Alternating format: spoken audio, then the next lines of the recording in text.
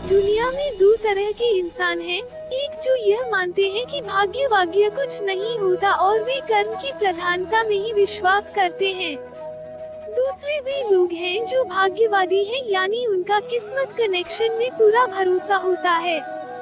उनका दृढ़ विश्वास होता है कि जो भाग्य या किस्मत में लिखा है वो होके ही रहेगा। यानी इंसान कर्म और भाग्य की दो धुरियों में घूमता रहता है और अंततः दुनिया से अलविदा हो जाता है। आज का युवा भी यही सोचता है कि बिना कुछ किए ही उसे वो सब कुछ मिल जाए जो वह चाहता है। ऐसी ही आज की कहानी है कर्म और नसीब। आज की प्रेरक कहानी कर्मा पर आधारित है। ये कहानी है दो भाइयों की, एक बड़ा भाई और एक छोटा भाई जो दोनों स्वभाव से बिल्कुल विपरीत थे। बड़ा भाई मानता था कि लोगों की मदद करनी चाहिए, सेवा भाव रखना चाहिए, सबसे अच्छे से पेश आना चाहिए, जब जब मौका मिले दान देना चाहिए। छोटा भाई मानता था कि जीवन एक ही बार मिलता है, इसलिए उसे खुलकर जीना चाहिए। जो भी मन हो वह करना चाहिए, नशा हो, डांस बार जाना हो या और कुछ भी जिससे खुशी मिले वह हर काम करना चाहिए। दोनों भाई अपनी अपनी मान्यताओं के हिसाब से अपना जीवन व्यतीत कर रहे थे। बड़ा भाई जो भी कमाता उसमें बड़ी मुश्किल से गुजारा कर पाता था, क्योंकि वह जब भी मौका मिलता दूसरों की मदद करता था। वो सत्संग सुनने जाता, मेडिटेशन करता, वो जितना हो सके उतना सादा जीवन जीने की कोशिश करता। छोटा भाई गलत रास्ते और गलत तरीके से ज्यादा धन कमाता और अपनी हर इच्छा पूरी करता। दारू, सिगरेट पीता, नाचने वालियों के पास जाता, जितना संभव हो उतना ऐश करता। बड़ा भाई अक्सर अपने भाई को समझाने की कोशिश करता कि वो अपने जीने का तरीका बदल दे। वो जो कुछ कर रहा है वे अच्छे कर्म नहीं है, लेकिन छोटा भाई उसकी एक ना सुनता और उल्टा बड़े भाई को ही अपना जीने का तरीका बदलने के लिए कहता। वे दोनों ही एक दूसरे की बात माने बिना अपने अपने तरीके से जिंदगी जीते रहे। एक दिन बड़े भाई को घर लौटते वक्त रास्ते में चप्पल में कील घुस गई, जो चप्पल को चीरते हुए उसके पैर में घुस गई। उसे बड़ा दर्द हुआ। दर्द इतना ज्यादा था कि वह ठीक से चल भी नहीं पा रहा था, लेकिन फिर भी जैसे तैसे लंगड़ाते, दर्द सहन करते अपने घर तक पहुंच गया। घर पहुंचने के बाद उससे बिल्कुल भी खड़ा हुआ नहीं जा रहा था। उसे बहुत प्यास लग रही थी, लेकिन दर्द इतना ज्यादा था कि वो पानी का गिलास लेने तक की हिम्मत नहीं जुटा पा रहा था। इसलिए अब बड़ा भाई छोटे भाई के आने की राह देखने लगा। थोड़ी देर बाद छोटा भाई घर आया। उसके चेहरे पर बड़ी सी मुस्कान थी, वो बहुत ज्यादा खुश लग रहा था।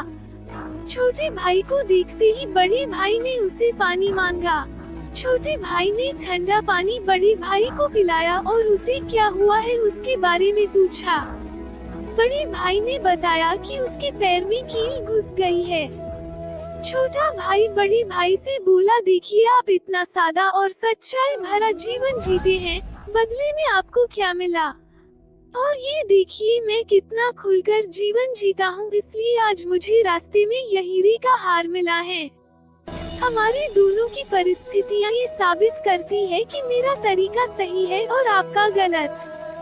बड़ा भाई बड़ा परेशान था, फिर भी वो छोटे भाई को समझाने लगा कि नहीं, उसी का तरीका सही है। बड़ा भाई कह रहा था कि तरीका मेरा ही सही है, लेकिन शायद कुछ गड़बड़ है, इसलिए हम ऐसा करते हैं कि कल हम दोनों ज्योतिषी को अपनी अपनी कुंडली दिखाएंगे, वही बताएगा कि क्या दिक्कत है। वो जिस ज्योतिष की बात कर रहे थे वो बहुत बड़ा जाना माना ज्योतिषी था। उसकी कोई भी भविष्यवाणी गलत नहीं होती थी। छोटा भाई हीरे का हार मिलने की वजह से बहुत खुश था, इसलिए वह भी बड़े भाई के साथ जाकर कुंडली दिखाने के लिए राजी हो गया। अगले सुबह दोनों भाई अपनी अपनी कुंडली लेकर उस ज्योतिषी के पास पहुंच गए। बड़े भाई ने अपनी कुंडली ज्योति को दिखाई। उस कुंडली को देखते ही ज्योतिषी बोला, बाप रे बाप के सौभाग्य की यह कुंडली है, ये तो अब तक मर गया होगा। बड़ा भाई कुछ नहीं बोला और फिर छोटे भाई की कुंडली ज्योतिषी को पढ़ने के लिए दी गई। उसकी कुंडली देखते ही ज्योतिषी खुशी से बोल पड़ा, ये बहुत अच्छी कुंडली है, इसमें तो राजयोग लिखा है, ये जरूर अब तक मंत्री बन गया होगा। दोनों कुंडली दिखा देने के बाद दोनों भाइयों ने ज्योतिषी से कहा कि ये दोनों कुंडली उनकी है और आपकी भविष्यवाणी गलत है, क्योंकि न ही बड़ा भाई अब तक मरा है और न ही छोटा भाई मंत्री बना है। ज्योतिषी ने दोनों से कहा कि मैं कुंडली पढ़ने में गलत हो ही नहीं सकता। हाँ, अगर तुम्हारी कर्म कुछ ऐसे हो तो तुम्हारी कुंडली में लिखा बदल जरूर सकता है। ज्योतिषी ने पहले बड़े भाई से और बाद में छोटे भाई से उनके जीवन जीने का तरीका और वह कैसे कर्म करते हैं उसके बारे में विगत से जाना।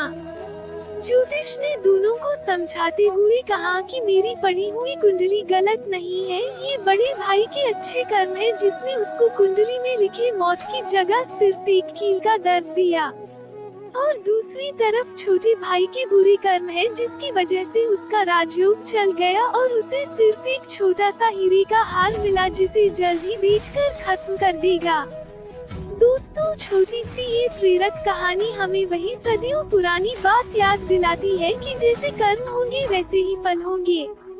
अगर हमारा वर्तमान अच्छा या बुरा है तो वह हमारे पहले पुराने कर्मों की वजह से है, और हमारा भविष्य अच्छा या बुरा होगा वह हमारे वर्तमान के कर्मों के हिसाब से होगा।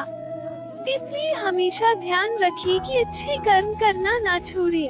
आशा करते हैं कि यह कहानी आपको पसंद आई होगी, तो हमारे चैनल को सब्सक्राइब करना ना भूलें और हमें कमेंट करके जरूर बताएं और इस पोस्ट को अपने दोस्तों के साथ जरूर शेयर करें।